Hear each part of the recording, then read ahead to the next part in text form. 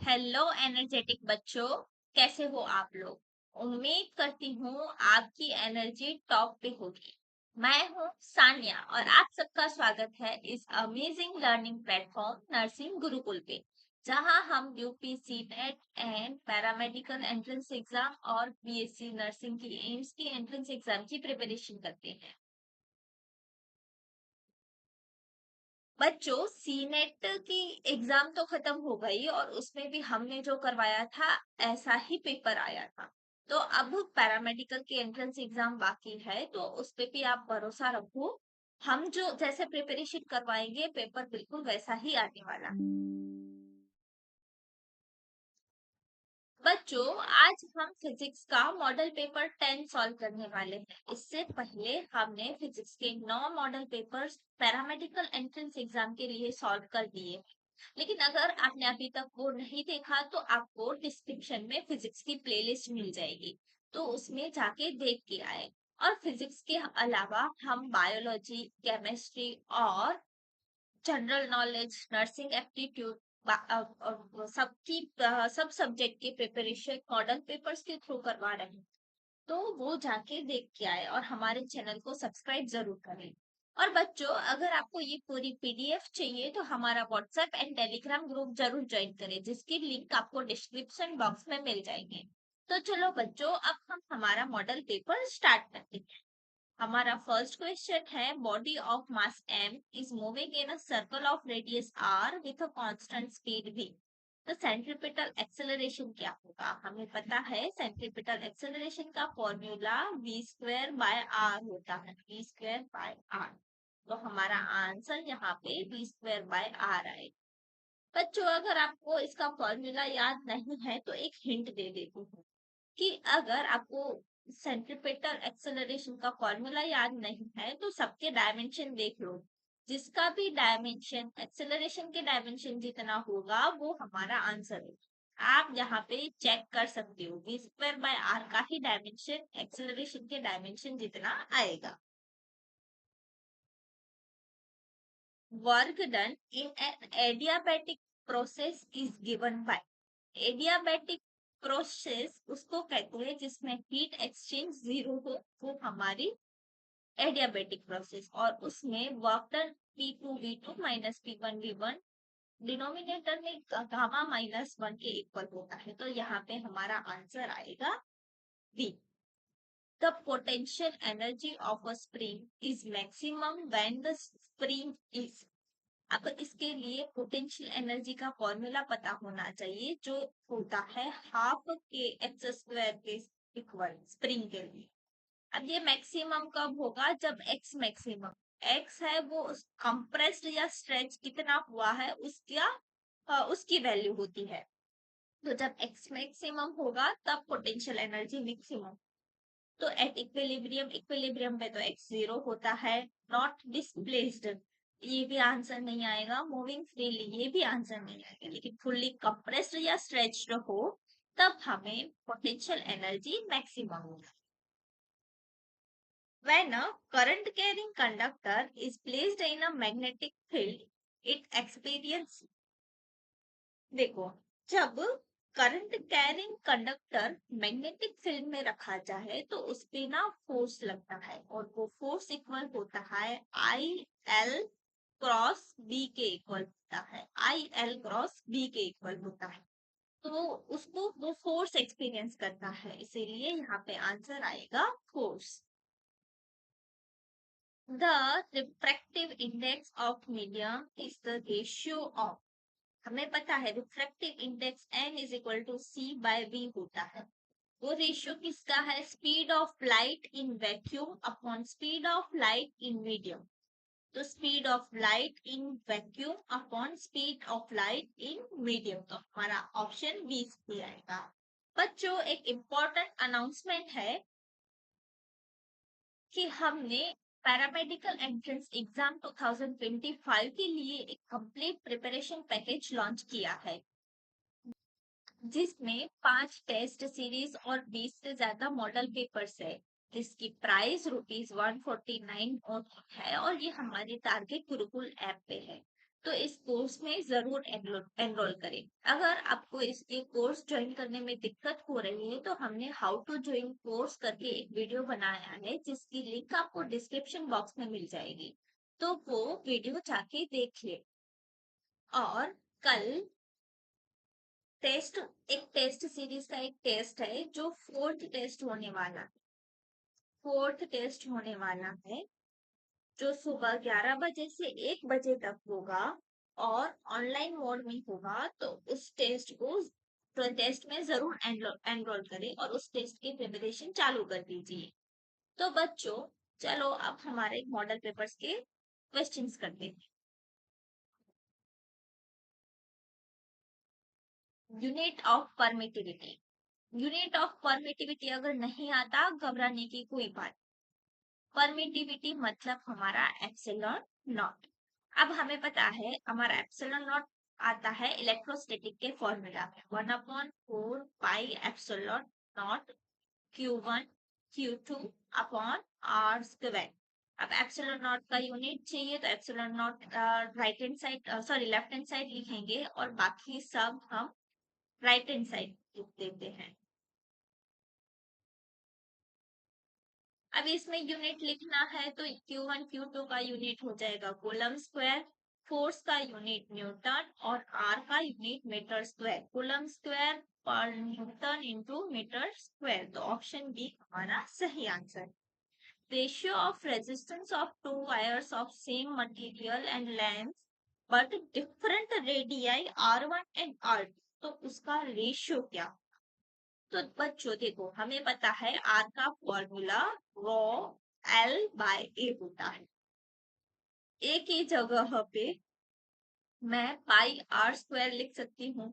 तो आप देखोगे R is inversely proportional to 1/, inversely proportional to R square और directly proportional to 1/r square हो जाएगा। तो हमें R1 और R2 का रेशियो चाहिए, ratio of resistance of two wires of different radii R1 and R2। तो हम R1 एंड R2 का रेशियो लेंगे तो रेडियस का रेशियो आ जाएगा R2 square upon R1 square. ये radius and resistance inversely proportional, तो R2 square by R1 square हमारा आंसर आ जाएगा। Binding energy per nucleon is maximum for. तो बच्चों हमेशा याद रखना कि binding energy per nucleon maximum iron 56 के लिए होता है, Fe56, इसीलिए यहाँ पे आंसर आएगा Fe56। Moment of inertia of a thin ring about its diameter is. Moment of inertia about thin ring, ring की बात की है, अगर रिंग के सेंटर से जो एक्सिस पास होती है उसकी मोमेंट ऑफ इनर्शिया पूछा जाए तो वो mr स्क्वायर के इक्वल होती है, लेकिन यहाँ पे डायामीटर की पूछ गई है तो डायामीटर की हो जाएगी mr square by 2।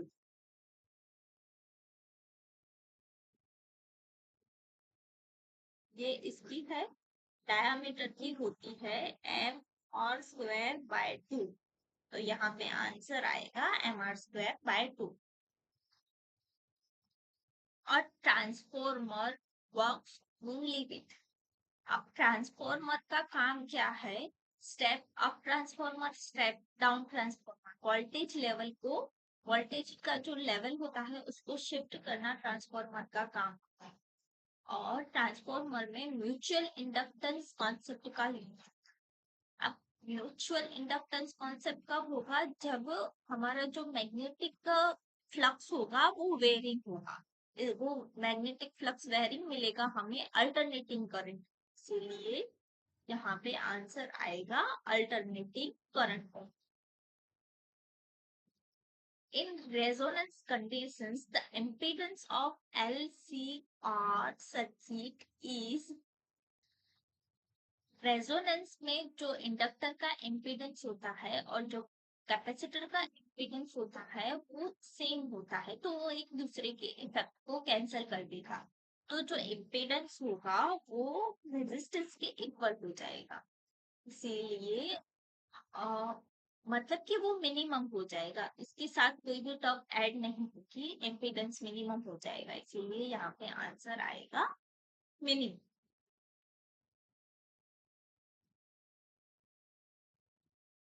Critical angle depends on.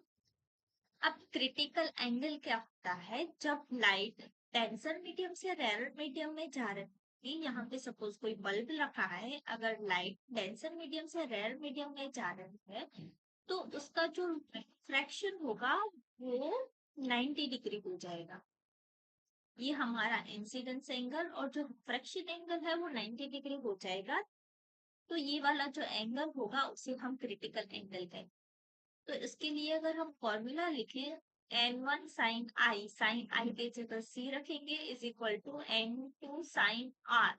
तो यहाँ पे साइन आर 90 डिग्री 1 हो जाएगा, और ये जो रेयर मीडियम है उसे हम एयर ले लेते हैं, तो ये एयर का रिफ्रेक्टिव इंडेक्स 1 होता है। तो सी हो जाएगा साइन इनवर्स इंटू 1/n। तो आप देख रहे हो कि क्रिटिकल एंगल है वो सिर्फ रिफ्रैक्टिव इंडेक्स पे डिपेंड कर रहा है। अब रिफ्रैक्टिव इंडेक्स किस पे डिपेंड करता है, तो वो वेवलेंथ पे, वेवलेंथ चेंज होगी तो रिफ्रैक्टिव इंडेक्स चेंज, इसीलिए यहाँ पे आंसर आएगा wavelength. Energy stored in the capacitor, energy stored in the capacitor होता है हाफ सी वी स्क्वायर, मतलब ये वाला तो आना चाहिए। और अगर हम v की जगह पे c is equal to q by v होता है, v की जगह पे क्यू बाय c रख देंगे तो हमारा आंसर आ जाएगा half Q square by c आ जाए, तो ये ऑप्शन भी आना चाहिए। अब हम अगर यहाँ पे सी बी आ गया, अब कौन सा रह गया, क्यू एन बी रहेगा, तो यहाँ पे सी की जगह पे क्यू बाय वी रख देंगे तो हमारा आंसर आ जाएगा हाफ क्यू इंटू वी, ये हमारा आंसर आ जाएगा। ये तो तीनों फॉर्मूलाज हैं energy stored in the capacity. इसमें देखते हैं कौन कौन से फॉर्मूला है, तो ए और सी वाले, तो ये दोनों ऑप्शन आएंगे, तो ये रहा हमारा option D, both A and C. Concave mirror forms a virtual image when object is placed। यहाँ पे किसकी बात की गई है, कनकेव मिरर। कनकेव मिरर सभी केसेस में रियल इमेज फॉर्म करता है एक्सेप्ट वन केसेस। वो वन केस क्या है, जब फोकस एंड पोल के बीच में जब ऑब्जेक्ट रखेंगे तब वर्चुअल इमेज फॉर्म करेगा, और उसके अलावा किसी भी पोजीशन पे अगर ऑब्जेक्ट रखा जाएगा तो रियल इमेज फॉर्म। यहाँ पे वर्चुअल पूछा गया है तो बिटवीन पोल एंड फोकस हमारा आंसर आएगा। For a hydrogen atom, energy of nth orbit is given by, energy of nth orbit is given by, तो nth orbit की energy E is equal to -13.6 divide by n square electron volt चिन्ह हो। ये formula ये रहा option A में है, इसीलिए यहाँ पे हमारा आंसर आएगा ऑप्शन नंबर ए। यहाँ पे अगर हम n इज इक्वल टू 1 रखेंगे तो एनर्जी -13.6 आएगी, n इज इक्वल टू 2 रखेंगे तो 13.6 डिवाइड बाय 4। तो सबसे ज्यादा सबसे कम एनर्जी सबसे स्टेबल कहाँ पे होगा, फर्स्ट ऑर्बिट में, ठीक है बच्चों। Value of the universal gas constant R in SI unit is 8.314 joule per mole पर कैलोरी, ये हमारा आंसर है।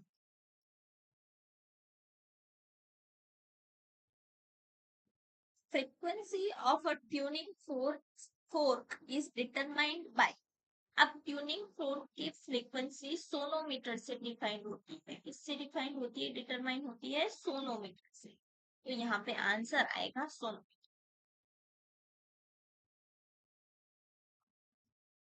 Torque on a current carrying loop in a magnetic field is, अब करंट कैरिंग लूप होगा तो उसके पास कुछ मैग्नेटिक मोमेंट होगी, और हमें पता है टॉर्क होता है म्यू क्रॉस बी जितना होता है। अगर यहाँ पे हम मैग्नीट्यूड की बात करें तो म्यू बी साइन थीटा के इक्वल हो जाएगा।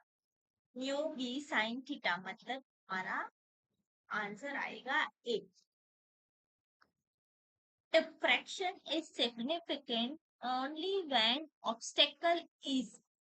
अब डिफ्रैक्शन कब सिग्निफिकेंट होगा? जब ऑब्स्टेकल की साइज और वेवलेंथ की साइज कंपैरेबल हो, तब हमें डिफ्रैक्शन सिग्निफिकेंट बनेगा।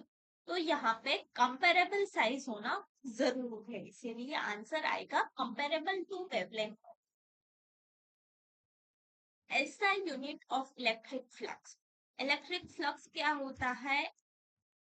ई डॉट ए हमारा इलेक्ट्रिक फ्लक्स होता है।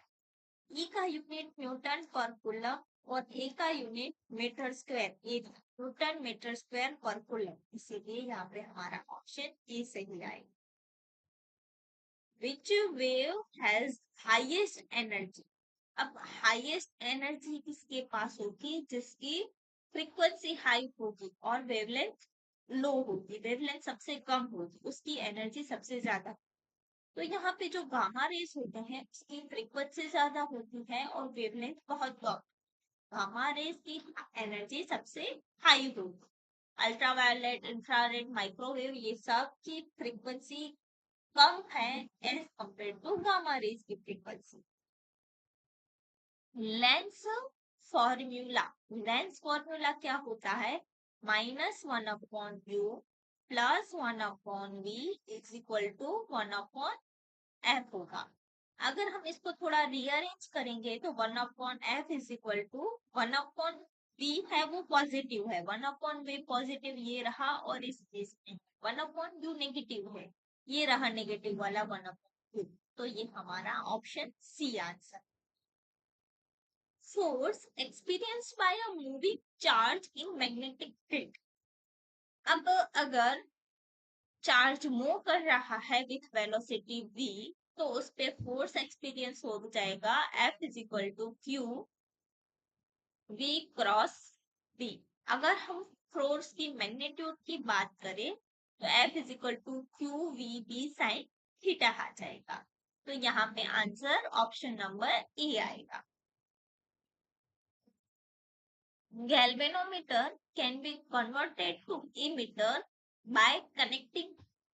अब देखो बच्चों, गैल्वेनोमीटर को हमें एमीटर में कन्वर्ट करना है। ये गैल्वेनोमीटर है, उसको हमें एमीटर में कन्वर्ट करना है। एमीटर का काम होता है करंट को मेजर करना, ठीक है, करंट को मेजर करना। एमीटर है वो लो रेजिस्टेंस डिवाइस है। आइडियल एमीटर का रेजिस्टेंस ऑलमोस्ट जीरो होता है। तो जब हम गैल्वेनोमीटर को एमीटर में कन्वर्ट करते हैं तो हम उसके साथ पैरेलल में एक शंट कनेक्ट करते हैं, और ये शंट का रेजिस्टेंस बहुत कम होता है। Shunt should be low resistance वाला होना चाहिए। यहाँ पे करंट आई आ रहा होगा, आई यहाँ पे बढ़ जाएगा आई जी, और आई माइनस आई जी में ये हमारा शंट रेजिस्टेंस है। गैल्वेनोमीटर को एमीटर में कन्वर्ट करने के लिए हम पैरेलल में लो रेजिस्टेंस कनेक्ट करते हैं। आंसर आएगा resistance in parallel. Unit of thermal conductivity. Thermal conductivity का यूनिट पूछा गया है। इसके लिए फॉर्मूला होता है heat transfer per unit time के ए डेल्टा टी बाय डी वाला फॉर्मूला होता है। इसमें के हमारी थर्मल कंडक्टिविटी है, तो के को अगर हम लेफ्ट हैंड साइड रखेंगे और बाकी सारे फॉर्मूलाज को हम राइट हैंड साइड लेके जाएंगे तो q by t d A delta t. अब इसमें सारे यूनिट रख दो। Q by t joule per second जो वॉट होता है, डी मटेरियल की लेंथ होती है वो है, इसका यूनिट मीटर हो जाएगा। एरिया का यूनिट मीटर स्क्वायर, और डेल्टा टी जो टेम्परेचर डिफरेंस है इसका, इसका यूनिट केल्विन हो जाएगा। एक मीटर मीटर कैंसिल हो जाएगा तो हमारे पास के का यूनिट बचेगा वॉट मीटर इंटू केल्विन। ये हमारा आंसर है बच्चों। इसके लिए ये वाला फॉर्मूला जो हमारे पास है, कंडक्ट जिस फॉर्मूला में कंडक्टिविटी आती है, ये याद होना जरूरी है। ठीक है बच्चों। बच्चों हमारे यहाँ पे 25 क्वेश्चंस मॉडल पेपर के खत्म होते हैं। अब हम मिलते हैं नए मॉडल पेपर के साथ। तब तक बने रहे हमारे साथ। Have a nice day.